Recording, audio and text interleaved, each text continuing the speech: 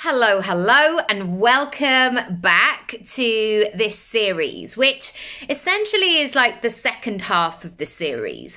Last week, I shared this four-parter all about what happened 10 years ago. And if you haven't watched that, the very brief overview is that 10 years ago, I completely changed the way that I lived and I worked. And I decided to go all in. This was just before I became pregnant with my son. So that was January 2015, but I made the move in November 2014. And my life and the way that it looked and the way that it felt and the way that it ran really shifted in all aspects. And 5 years ago, I had another chapter start. And maybe 6 years ago, 5 or 6 years ago, but I wanted to give you kind of the next piece to the puzzle. Because when we are building things, I've always looked to people telling their stories. What happened? What did you do? What did you do at that point? Because the number of times I've been to see huge experts and they just kind of say these flippant things such as just build your network or just think positively or just think about what you want. It's really difficult to have something to action that you're kind of going to get to see results, because what I find sometimes is those experts are quite removed from their business now. They're not in the weeds. They're not doing the things because they are in a different position now.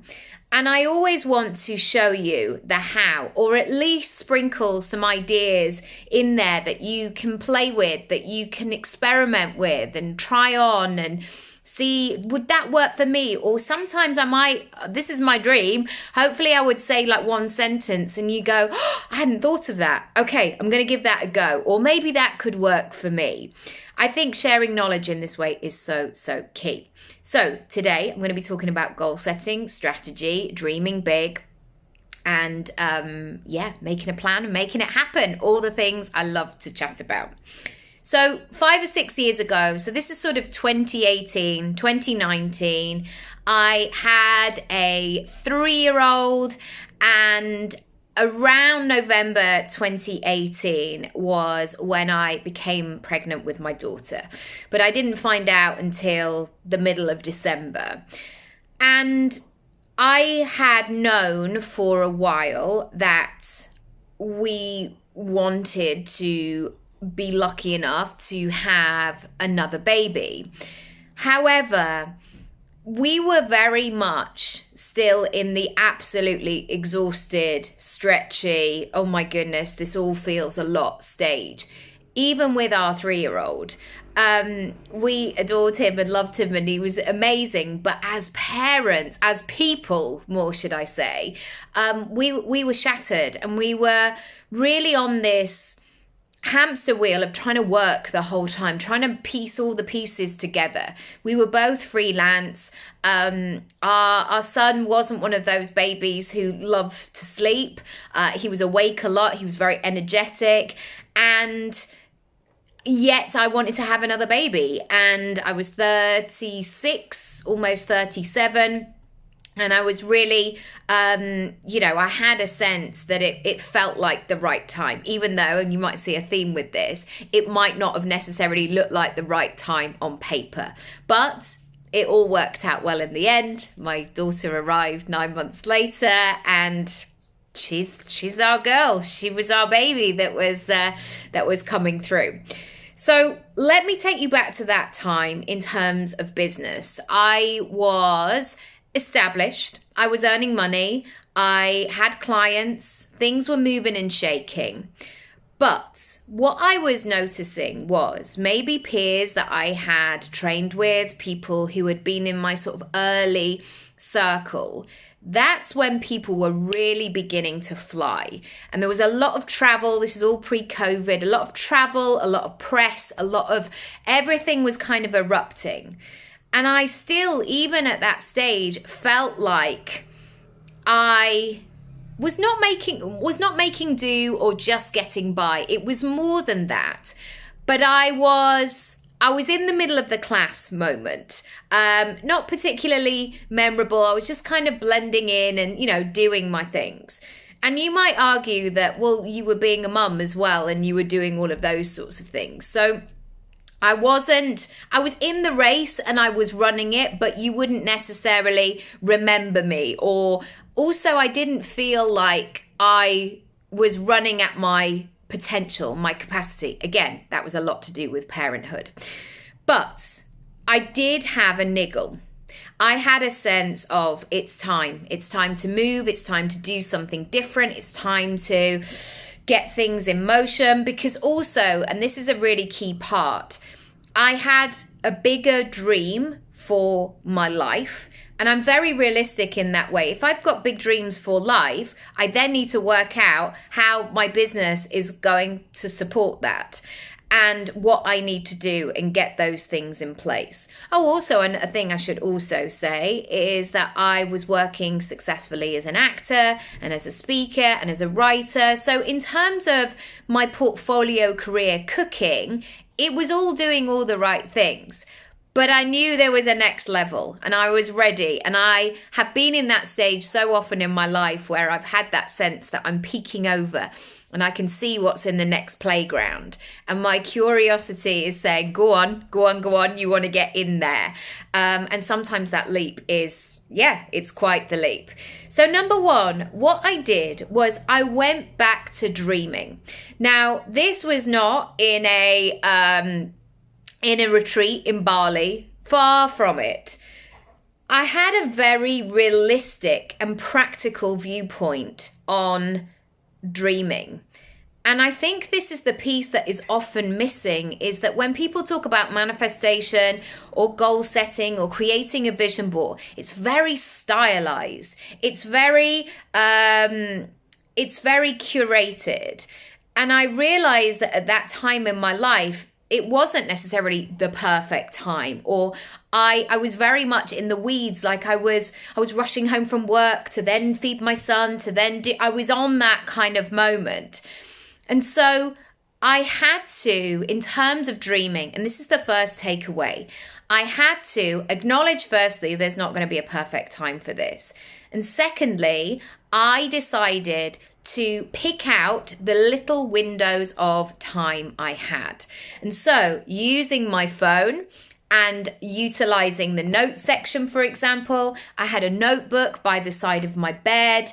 I used to sometimes take pictures and then upload them into Canva and just like create a document, like just pull them across and be, it wouldn't look aesthetically pleasing. There wasn't a storyboard to it or anything, but it gave me that place to not only capture the things I wanted to capture, the thoughts, the feelings, the images, but it gave me somewhere to put them. So if I was looking to do some strategy, or if I was feeling a bit directionless that day, I always had somewhere to go.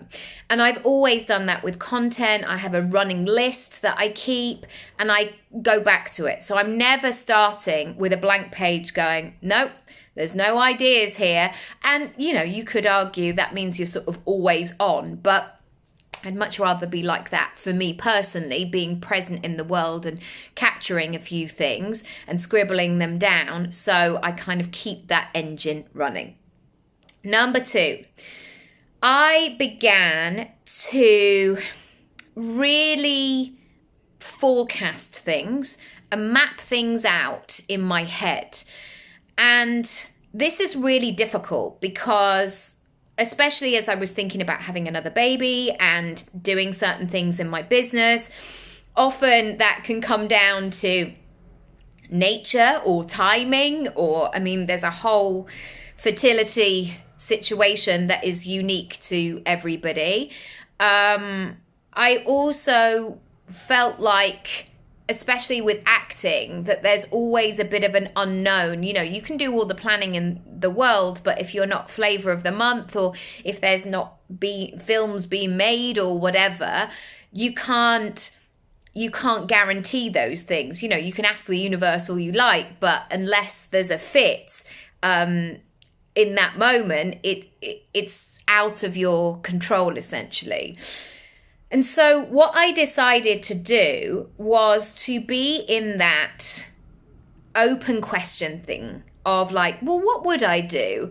I tried on all of these things. Well, what would happen? Or if I had another baby, how would that look maternity wise? Or when would this be a good time? Or what do we need to have in place? Or even logistically, like, where would we put the baby? Not like where would we put it and leave it, but like, how would we work out the bed situation? Because this is before we moved, and like, could we do this with childcare? What would this look like? What have we learned from last time? And I decided to really take all of those ideas out of my head in terms of planning and begin to journal on them. Or I would take my phone and just allow myself, like I was essentially being interviewed, and answer the question. And that was so useful because it almost felt like I was talking these things into existence. And sometimes as I was saying things, I'd be like, I don't know why I'm saying that, because actually that's not what I want. Oh, we could do this. And I was essentially giving myself the questions and the answers that I was looking for. Number 3, I really got great at systems. And I realized for that first 3 years of being a parent, because I was mainly the one at home, I was the one, project managing essentially. So maybe thinking about the food or buying the things, or I was in charge of the washing. And I really had to make space and decant my head if I was then going to go to work and going to go to the next level. So I think when you're in that space, sometimes it's easy to do things, or you don't need to build the systems because you're so in the system, you're just like doing it. And the more that, my mum helped out and my stepdad, and I just thought, oh my goodness, if I'm going to do this, I need to really take care of it. And so I began to, I've written 2 words here, capacity and contingency. So before I'd kind of gone, well, I'll just, we're so local to loads of supermarkets and shops and things, like I'll just pick up some dinner on the way home. What do I fancy today? And then I started to build my capacity and my contingency of, actually, let me think about what we're going to have for the next 3 nights. So I had to build up that muscle and really stretch myself. And I know this is like really obvious, and some people might be like, what are you talking about? Of course, you're not just going to buy food from a supermarket for one thing. But I was just in that place. And you know what? I think when he didn't sleep, it was almost easier to just go, well, I'll just go to the shops for a walk and maybe I was in that place. Number 4, I decided to play impossibility. I think when you're in that place where you're at a crossroads, when you're in that wobbly moment, it's really easy to get stuck and feel stale and feel like you don't know which way to turn. So I made sure that I surrounded myself with movement, with stories, with voices, with possibilities, people who had done it, people who had found a different way, somebody's perspective who I could borrow. Sometimes it was somebody's faith and somebody else's experience that I thought, well, I haven't actually got that data within myself, but actually what they're saying, well, if they can do it, maybe I can do it. And I think that is so important when you're in that wiggly wobbly stage of like knowing you want to go and do something. You have to create your environment that is in support of that vision. Number 5, I had to deal and seal some wounds. This, for me, has been a huge part of my motherhood journey, my parenting journey. I've realized that I've been carrying so many things over the years that I've not dealt with. And at times that has been difficult, parenting and being the parent that I want to be, and being the person, the adult that I want to be as well. And I made some really firm decisions. Now, of course, our bodies, our minds are very clever and they love to hold on to these things. But I had to give myself a pep talk at this time that if I wanted to go X, Y, and Z, these different directions, I had to say to myself, no, enough's enough. You need to deal and seal that wound. You need to stop that once and for all, or you need to really let yourself off the hook there, or you need to book a therapy session and really go into that deeply and then park it, close it, and move on. And I had to become very deliberate in that because there was no space. And I think if you're, if you imagine a physical space of you trying to expand, but if you've got so much like weighing you down, you can't do it. You're not giving yourself any sort of wiggle room there. So that was incredibly powerful.